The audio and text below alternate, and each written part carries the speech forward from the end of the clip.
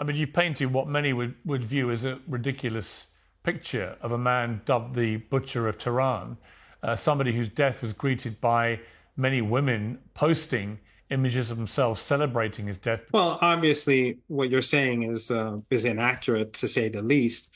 I would say the butchers are in London, in Washington, the people who destroyed Iraq, Afghanistan, Yemen during the disgraceful genocide there, the dirty war in Syria, the destruction of Libya, the sanctions on Venezuela and Cuba. I think that the real monsters are actually much more closer to home. We know that your country, Iran, through its regime, has been responsible for horrendous terrorism now for a very long time.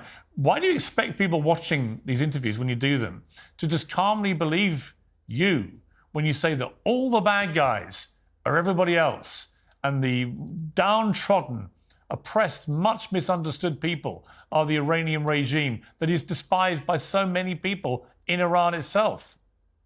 No, in Iran we'll see during the funeral ceremonies how popular President Raisi was. Just like General Soleimani 4 years ago, people like you were saying the same thing about him.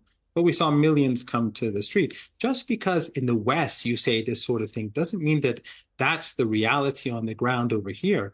Hezbollah was a group that was created as a result of the Israeli regime's invasion of Lebanon. They went and captured the capital in 1982.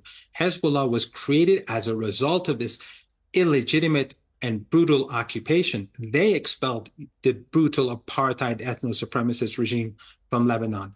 And Hamas and other groups in Palestine are the result of 76 years of oppression, ethnic cleansing, and brutality and apartheid from this same regime.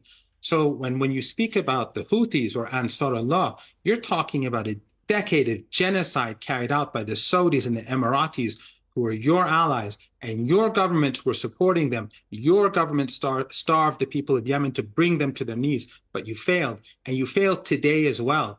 So no, you cannot blame the victims.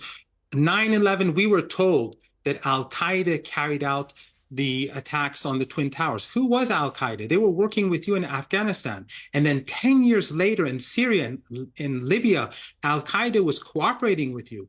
We have an email from Jake Sullivan, February the 12th, 2012, where he sent to Hillary Clinton, where he said in Syria, Al-Qaeda is on our side. The dirty war in Syria, the dirty war in Libya is yours. These are your crimes and you cannot escape from it. So we are the victims and your ugly empire is guilty as it is guilty in the genocide today in Gaza.